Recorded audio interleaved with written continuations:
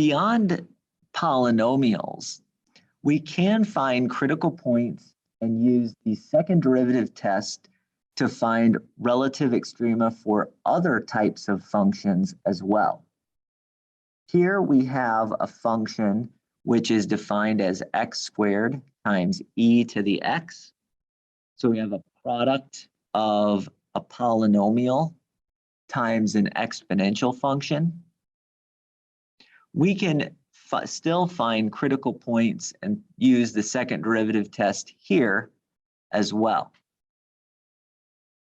My function is denoted w, so I am going to take w prime of x.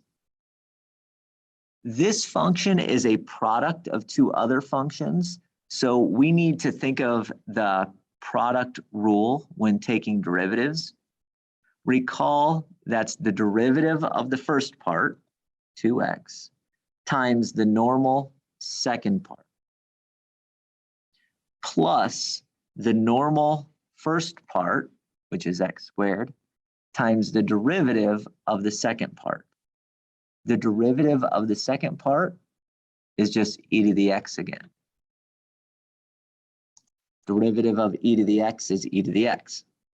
Now, at this point, there's two different options for finding the second derivative. You could do some algebraic work and factor out an e to the x and then do another derivative, or you can just do two product rules. I have to do a product rule with 2x e to the x, and then I'd have to use a product rule again with x squared e to the x. Let's do it that way. 2x e to the x. So I'm looking at this part here. The derivative is going to be generated by a product rule. Derivative of the first part is just 2. Normal second part is e to the x, plus normal first part, 2x, times derivative of e to the x. Derivative of e to the x is just e to the x. Then we take the derivative of this term, the x squared times e to the x. And we'd have to use a product rule for that one. 2x e to the x plus x squared e to the x. Again, derivative of the first part times normal second part plus normal first part times derivative of the second part. If you'd like to combine like terms, you could. You could combine the 2x e to the x plus 2x e to the x and get 4x e to the x if you'd like.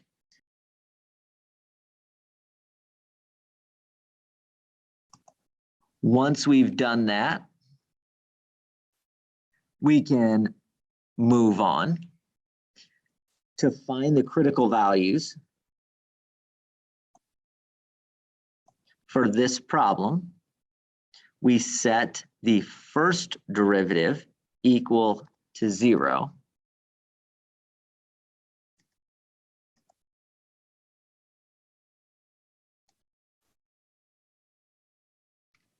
This might feel intimidating, but it's really not that hard to solve.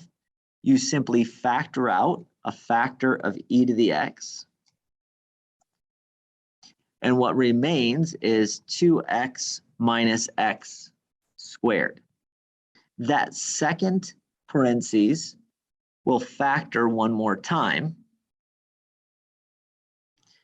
And you'll get 0 is equal to e to the x multiplied times x multiplied times 2 plus x. We have 3 parts which are being multiplied up and giving us 0. The 0 factor rule says that either the e to the x part has to be 0, the x part has to be 0, or the 2 plus x part has to be 0. In the first case, 0 equals e to the x. That actually can't happen. All right, so the first case, there's no such x value where if you raise something to a power, you get out a 0. If you raise e to that power, you get out a 0. The second solution does happen, x equals 0. The third solution also does, in fact, happen. X could be -2. We have 3 equations, but only 2 of them have solutions. So we only have 2 critical values here. We could find the critical points if I want. I think I'm going to leave those off right now. So let's use the second derivative test to check what's going to happen at an x value of 0. The point, well, when you plug in the second derivative at 0, you end up with 2 times e to the 0 plus 4 0 e to the 0 plus 0 squared e to the 0. That's supposed to say 2. I'm not sure why I wrote that. My apologies. So when you plug in e to the 0, 2 times e to the 0 is just 2. The other 2 terms drop out, and you get a 2.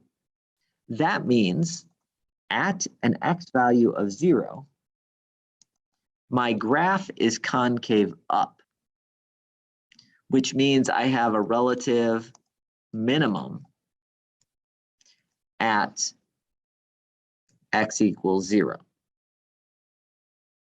You can find that minimum value by plugging in 0 into my original function. All right. So the critical value is x equals 0. It turns out the critical point is actually the origin, 0, 0. At -2, when I plug in -2 into the second derivative, 2 times e to the -2 plus 4 times -2 times e to the -2 plus -2 squared times e to the -2 gives you either, you could call that -2 e to the -2, or what I'll call it is just a -0.2706, blah, blah, blah. The important part is that it's negative, which means the graph is concave down when the x value is -2. We get a relative maximum when x is -2. The critical point will have x value -2, and the y value I get by plugging it into my original function. When I did that, I got an ugly decimal. It's essentially 4 e to the -2 power.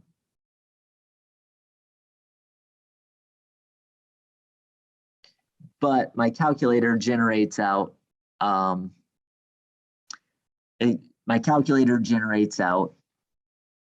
decimal, which is about 0.54.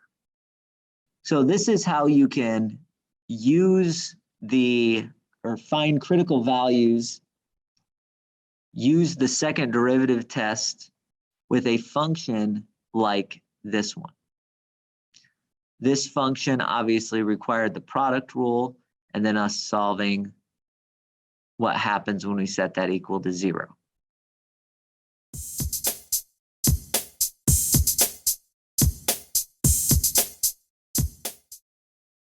Let's do one more example on this video.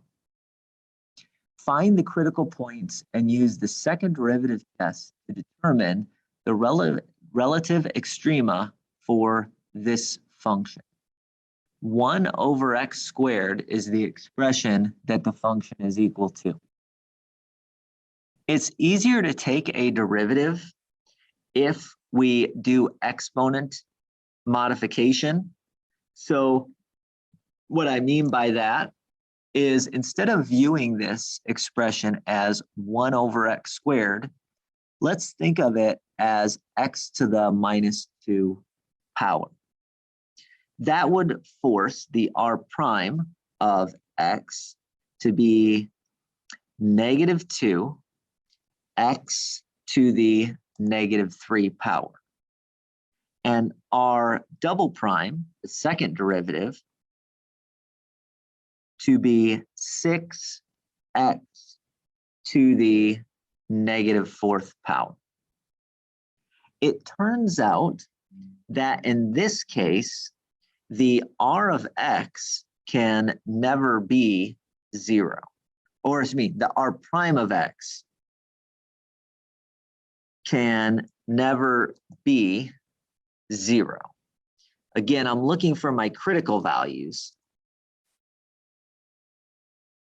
The r prime can't ever be 0, but the r prime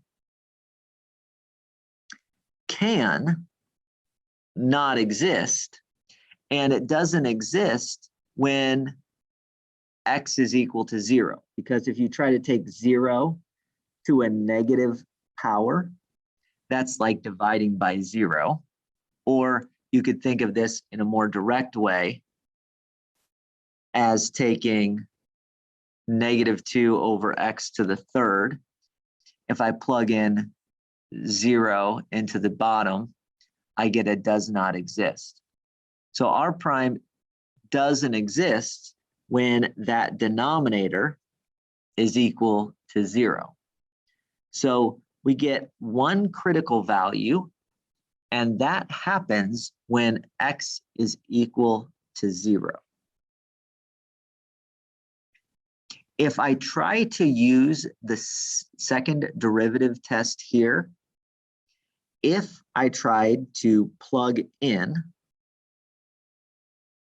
0 into my second derivative, this function would not exist for the exact same reason that the first derivative did not exist. So what does that tell me about what's happening at my critical value? Well, in this case, this is not an inflection point. In fact, you can figure out that when x is equal to 0, the function does not exist. What's actually happening here is that we have an asymptote when x is equal to 0. So in this case, we have an asymptote.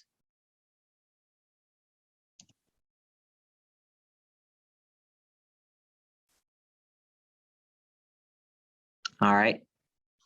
Again, you can argue that because the function doesn't exist, the function has an asymptote when x is equal to 0. Just go ahead and take the limit as x approaches 0 from both the left and the right, and you'll see we have an asymptote.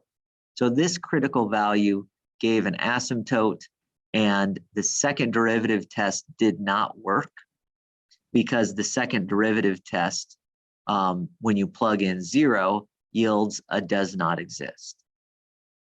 So those types of problems tell you how to utilize the second derivative test. Sometimes it's not going to work out nicely, but a lot of times it will. And especially when we have polynomial functions, the second derivative test is very useful because we can take the derivatives of polynomials in a very efficient way.